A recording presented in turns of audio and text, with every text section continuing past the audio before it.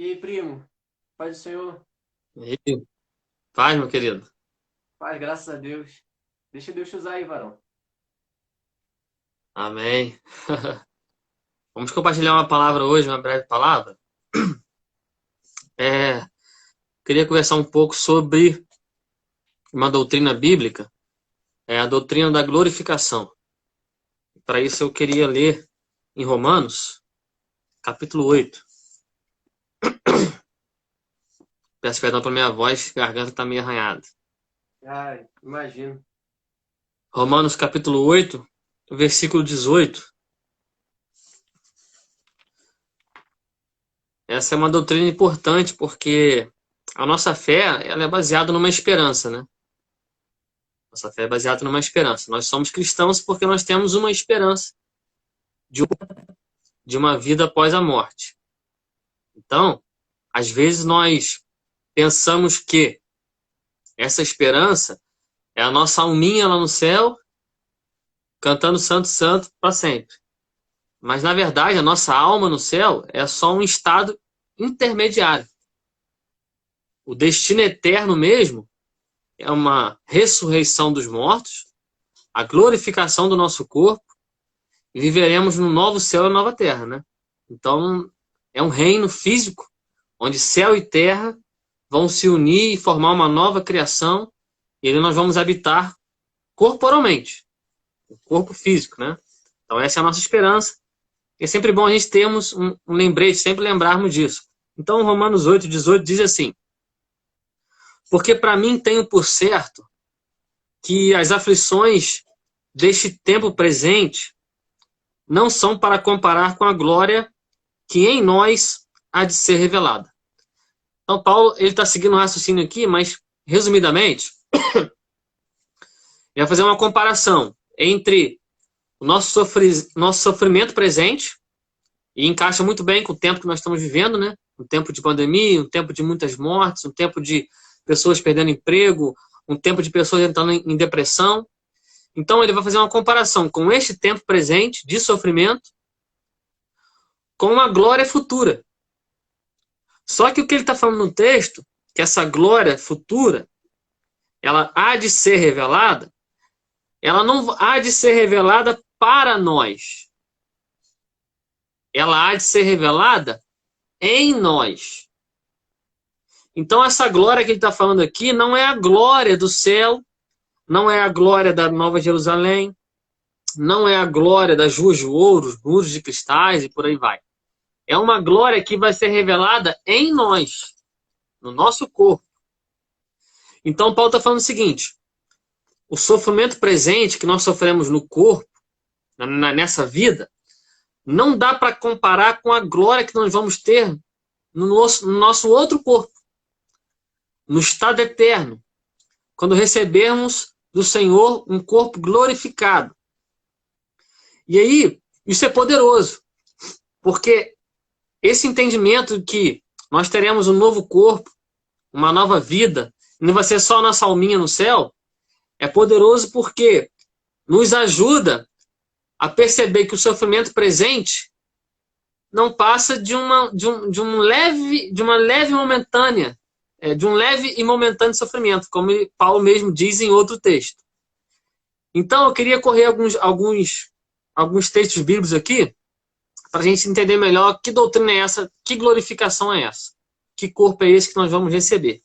E outro texto que Paulo ensina sobre isso é 1 Coríntios capítulo 15.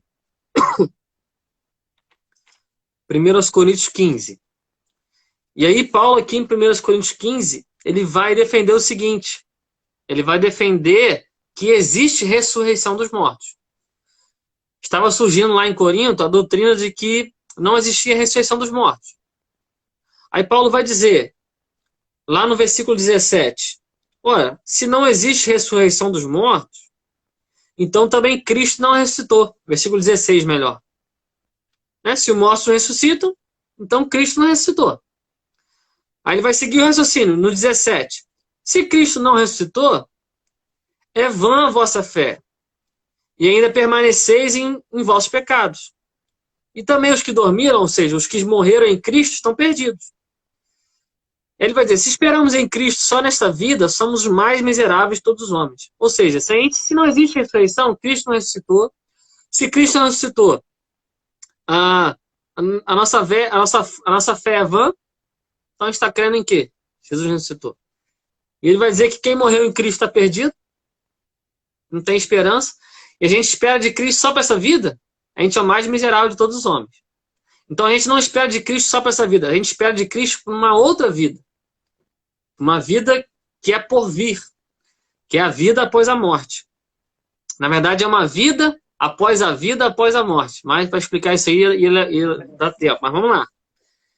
E ele vai dizer, porque assim como, versículo 21 do capítulo 15 de 1 Coríntios, porque assim como a morte veio por um homem, ele está falando de Adão, a morte entrou no mundo, né, por um homem, também a ressurreição dos mortos veio por um homem, que é Cristo. E aí, durante esse texto todo, ele vai defender essa doutrina da ressurreição dos mortos. E ele vai dizer que o nosso corpo, ele precisa ser semeado na terra, né? Precisamos morrer, mas que nós um dia, assim como a semente ela é plantada na terra para gerar árvore, assim também nosso corpo vai ser plantado na terra, nós vamos morrer, mas vamos ressuscitar. E ele compara o corpo presente com a sementinha e o outro corpo que nós vamos ter com a árvore. Então, uma é a glória da semente e outra é a glória da árvore, né? E aí, lá no 50, no versículo 51, aliás, Paulo ele abre um parênteses e ele fala uma coisa muito poderosa. Ele fala o seguinte, lá no versículo 51, de 1 Coríntios 15. Eis aqui vos digo um mistério. Aí, para quem é pentecostal, né, gosta do mistério aí.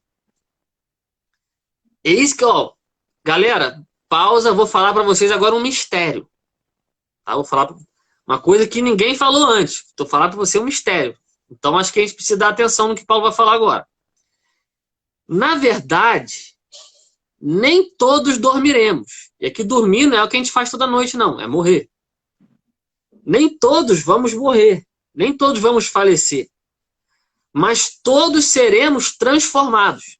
Ou seja, tanto quem morrer como quem ficar vivo vai ser transformado.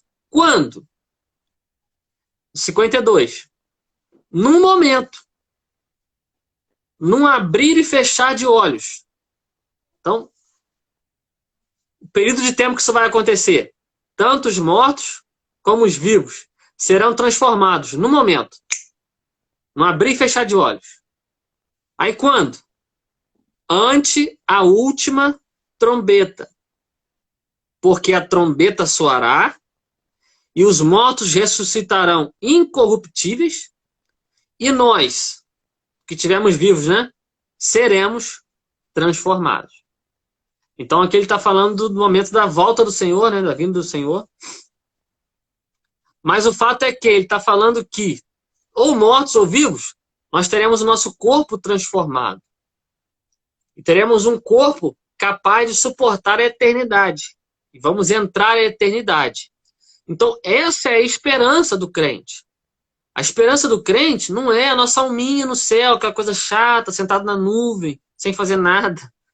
A nossa esperança é um corpo glorificado, uma vida abundante, uma vida eterna, reinando com Cristo, numa nova terra, num novo céu, numa nova criação.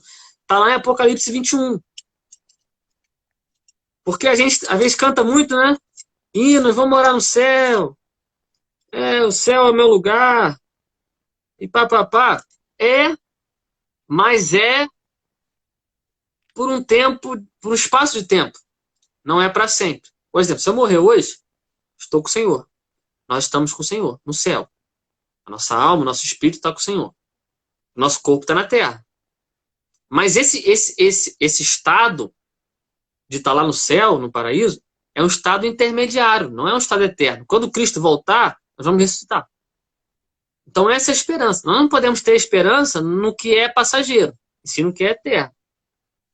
E Apocalipse 21 vai falar um pouco melhor sobre esse estado eterno. João vai dizer, e vi um novo céu. Você consegue imaginar, Icon? Um novo céu. Será que cor que vai ser? Não sei. E uma nova terra. Se a nossa terra já é linda, né? E ela está mergulhada no pecado, imagina essa nova terra. Porque já o primeiro céu e a primeira terra passaram, e o mar já não existe. Aí ele vai dizer, eu, João, vi a cidade santa, a nova Jerusalém que de Deus descia do céu, adereçada como uma esposa ataviada para o seu marido. E eu ouvi uma grande voz do céu que dizia, eis aqui o tabernáculo de Deus com os homens, pois com eles habitará. Deus vai habitar com os homens. E aqui não é Deus Filho não, porque Deus Filho já está reinando no milênio. Aqui é depois do milênio. Deus Pai. Assim como era lá no Éden. Que ele vinha falar com Adão na viração do dia, agora ele vai vir habitar conosco. Pois com eles habitarás, e eles serão o seu povo, e o mesmo Deus estará com eles, e será o seu Deus. Olha que lindo. E Deus limpará dos seus olhos toda lágrima, e não haverá mais morte, nem pranto, nem clamor, nem dor, porque já as primeiras coisas são passadas. Eis que o que estava sentado sobre o trono disse, isso aqui para mim é o maior mistério de toda a Bíblia, Cauã. Eis que faço novas todas as coisas. E aí ele vai dizer ainda, parece que caiu aí, né? Caiu? Você tá me ouvindo? Eu tô ouvindo. Dá um alô aí. Voltou. Aí, foi? Isso, voltou. Olha só, para mim é o maior mistério da Bíblia. Eis que faço novas todas as coisas. Ele ainda vai dizer, e disse-me, escreve, porque essas palavras são verdadeiras e fiéis. E aí, tudo que a gente imagina a partir do que já está criado, né? Imagina uma caneta. Ah, imagino, porque já está criado. Agora, se eu falar pra você, tenta imaginar algo novo. Não tem como. Não tem. Aí vai imaginar um mar novo, vai imaginar uma árvore nova. Já é em cima daquilo que já existe. Então, o que ele vai fazer é uma nova criação. Céu e terra se encontram, formam uma nova criação, uma nova terra, um novo céu. Deus vai tabernacular com os homens. Deus vai vir habitar conosco nessa nova criação. E nós, com esse corpo glorificado, vamos entrar à eternidade nessa nova criação. Para aguçar a nossa mente, vai ser algo físico, espiritual e físico ao mesmo tempo. Vai haver cidades, né? A gente não sabe como, mas vai haver. E a gente vai reinar, a gente vai governar, enfim. Não é a nossa alminha no céu cantando aleluia, santo, santo. Sentado na nuvem. Né? Como é pintado por aí, não é assim. A esperança nossa não é essa. Não é morar no céu. É até estranho falar isso. A nossa esperança não é morar no céu. A nossa esperança é essa nova criação. Tá? É essa nova criação. E aí, para entrar nessa nova criação, nós vamos precisar receber esse novo corpo. E aí eu tenho um texto que eu acho lindo, está lá em 1 João. 1 João, está lá no finalzinho lá, está em Apocalipse, só voltar um pouquinho. Vai ter Judas, 3 João, 2 João, 1 João. 1 João, capítulo 3, tem um texto fantástico. O versículo 2 vai dizer assim, calma, você me fala a hora aí, tá? Tranquilo. Deixa cair a live, não. Não, tá 42 Sei, vocês vão salvar depois? Não sei. Sim, sim. Para salvar tem que terminar antes de 1 hora, né? Mas tá tranquilo, tá 42 minutos, tá tranquilo. Beleza. Então, 1 João 3:2. Que corpo é esse que nós vamos receber? Que Paulo falou lá que no momento, no abrir e fechar de olhos, nós vamos ser transformados. Mas que corpo é esse? Que corpo glorificado? Que glória é essa que Deus vai revelar em nós? Lá de Romanos 8:18, que é o primeiro texto que nós lemos. Romanos 8:18. Não dá para comparar o sofrimento presente com a glória que Deus há de revelar em nós, no nosso corpo. Então, que corpo é esse? 1 João 3:2. Amados, agora somos filhos de Deus. Então, é a nossa identidade hoje. Filhos de Deus. Só isso já é poderoso. Mas tem mais. E ainda não é manifesto o que havemos de ser. Então, hoje nós já somos filhos de Deus. Já é lindo, já é maravilhoso, já é glorioso. Mas tem alguma coisa que ainda vamos ser ainda. Mas sabemos que quando ele se manifestar, então quando Cristo vier, segunda vez, quando ele se manifestar, seremos semelhantes a ele. Meu Deus do céu. Forte. E por quê? Porque assim como é, o veremos. Glória a Deus. Forte, hein? Nós vamos ver Jesus. Nós vamos ver Jesus. Nós não vamos mais imaginar, não. Nós vamos vê-lo. Assim como ele é. E como ele é? Jesus é espírito? Não. Jesus encarnou. E Jesus, quando subiu ao céu, os varões galileus estavam olhando, abismados com aquilo. E aí o anjo bradou do céu: por que vocês estão olhando aí, né, abismado? Assim como vocês viram subir, vocês vão ver ele voltar. Então Cristo foi em corpo glorificado e vai voltar em corpo glorificado. Jesus tem um corpo. É um mistério, né? Deus é espírito, Deus Pai é espírito, o Espírito é espírito, mas o Filho é glorificado, tem um corpo. Encarnou e tem um corpo até hoje. E é assim que ele vai voltar, em corpo, para reinar em Jerusalém. Ok? Só que quando ele voltar, nós vamos ser transformados.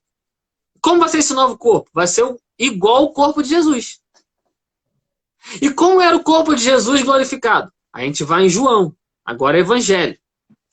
João, só que Evangelho de Cristo, né? Evangelho de Cristo segundo escreveu João. E aí, Cauã, para você que vai pregar a palavra muito ainda, não é o Evangelho de João, nem o Evangelho de Mateus, nem o Evangelho de Lucas. É o Evangelho de Cristo, Isso. segundo o relato de João. Então, o Evangelho de Cristo, segundo João, capítulo 20. Aliás, Lucas, vamos ler Lucas, que ele tem uma passagem até melhor. É a mesma passagem, só que Lucas fala algo mais detalhado. Quer ver? Lucas 24. Então, nós estamos falando de que nós vamos ser glorificados. Esse corpo glorificado vai ser igual ao corpo de Jesus, que nós lemos lá em 1 João. Então, como que é o corpo de Jesus? Se a gente souber como que é o corpo de Jesus glorificado, nós vamos entender como será o nosso corpo. Então, o corpo de Jesus glorificado é o seguinte, Lucas 24, 36 ao 43. Aqui é uma passagem que Jesus ele ressuscita, né? Ele aparece para Maria Madalena e tal. Ele caminha com os discípulos, com 2 discípulos a caminho de Emaús, né? Tem até aí a caminhada de Emaús aí, que os católicos fazem, em cima desse texto. Eles não reconhecem Jesus, mas aí eles estão chegando em casa, Jesus vai passar, eles falam, não, entra aí, continua falando da palavra pra gente. E aí quando Jesus ele parte o pão, eles reconhecem Jesus, é Jesus. Aí Jesus some. Já viu o Goku? Some da frente dele. Não, é assim mesmo. Não, teletransporta, some. E aí eles falam, caramba, Jesus esteve com a gente aqui, a gente não reconheceu. Ok.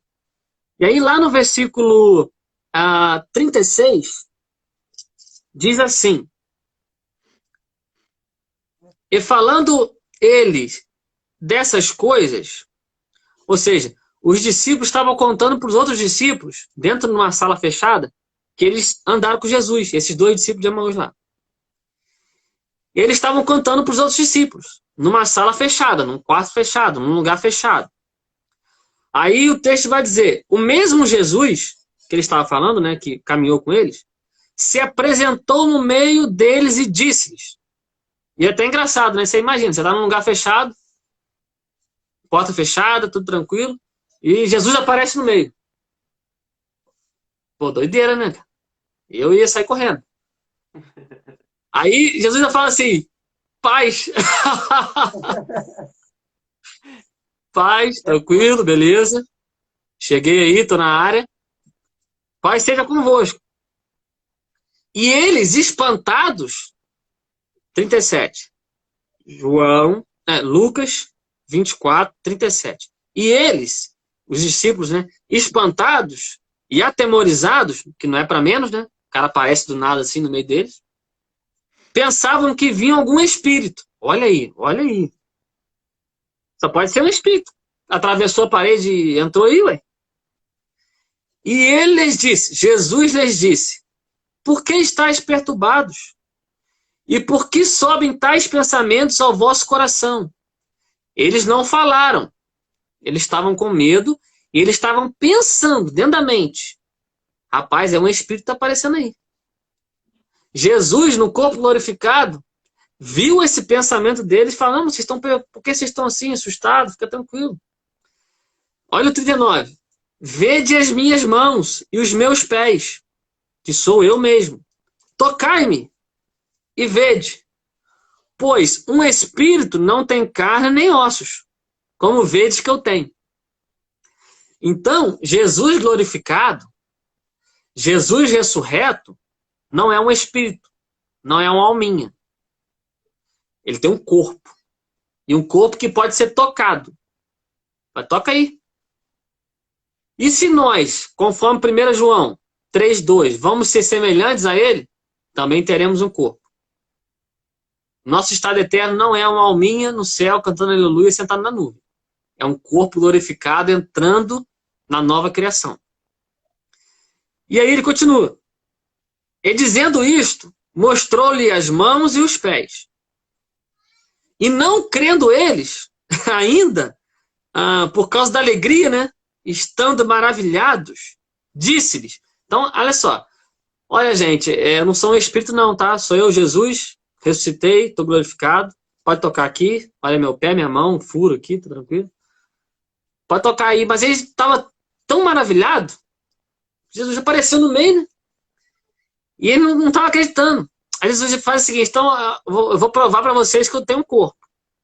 Tendes aqui alguma coisa que comer? 42. Então eles apresentaram-lhe parte de um peixe assado e um favo de mel.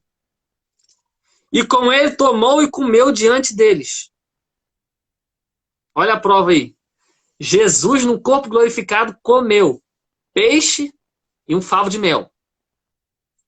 Então, meu irmão, a nossa esperança não é uma coisa assim espiritual, sem fazer nada. Não, é uma vida. Nós vamos comer. Nós vamos andar, nós vamos ter corpo. Nós vamos voar. Doideira. Vamos voar, porque está no texto.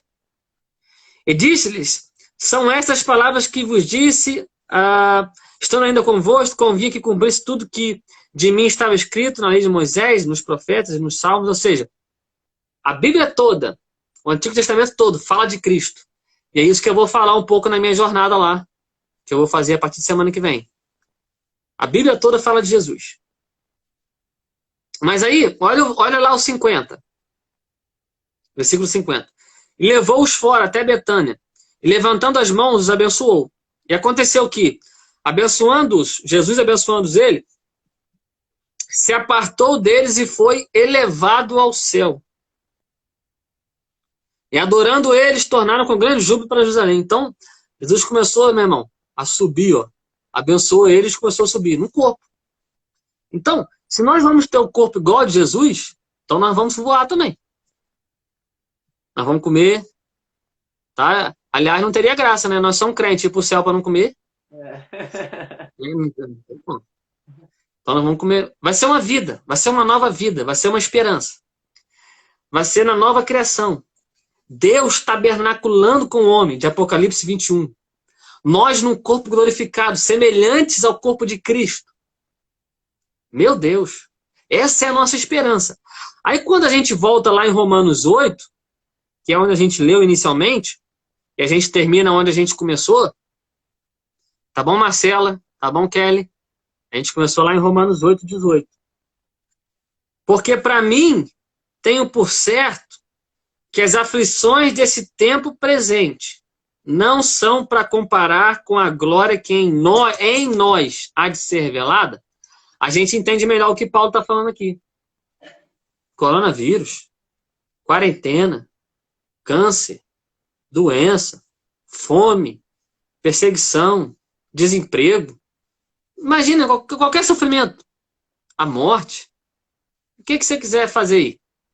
Não dá para comparar com a glória que em nós há de ser revelada.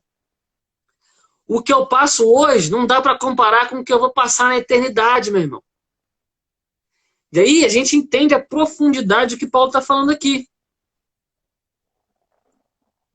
E aí toda a continuidade do texto faz mais sentido. Ele vai dizer que Toda a criação, ela geme, ela tem uma expectativa, uma ardente expectativa pela manifestação dos filhos de Deus. Que manifestação é essa? Quando o nosso corpo for glorificado. A criação, ela geme para esse dia chegar. Que dia? O dia que nós seremos glorificados, manifestados como Cristo. Porque aí sim Jesus vem, ele vem restaurar a natureza, vem estabelecer o milênio, e aí dá pano para manga, tem muito assunto. Ok? Mas o que eu queria colocar aqui, nós temos uma esperança.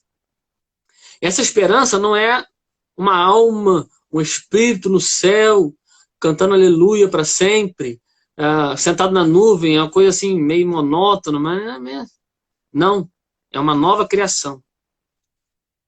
Tudo se fez novo, é o maior mistério da Bíblia. Eis que faço novas todas as coisas. Aquele que estava sentado no trono disse, faço novas todas as coisas. Tá ok? E é aí que nós vamos morar eternamente. Deus vai descer e tabernacular com o homem nessa nova criação. Nós vamos habitar com ele eternamente. Tá ok? Gozar com Deus eternamente. E aí o Éden é só uma pitadinha do que nós vamos viver na eternidade. Tá? O Éden. Como era bom. Deus vir de tarde, toda tarde, conversar com Adão. Por que Adão pecou? Não, fica tranquilo. O Éden vai se tornar... É só o começo. Porque o fim, na verdade, o fim da Bíblia, não é o fim. É o começo. De uma nova criação. Então essa é a nossa esperança. E aí conforta o nosso coração. A gente passa pelas dificuldades hoje mais tranquilo. O que é isso aqui hoje? O que é coronavírus? O que é desemprego? Não dá nem para comparar. É isso que Paulo está falando. Não dá para comparar com a glória que em nós é de ser revelada. Então que você esteja firme nessa esperança. Ok? Nós temos uma esperança. E não é apenas para essa vida. Se nós esperamos de Cristo apenas para essa vida, somos os mais miseráveis de todos os homens. A nossa esperança é para uma vida no porvir.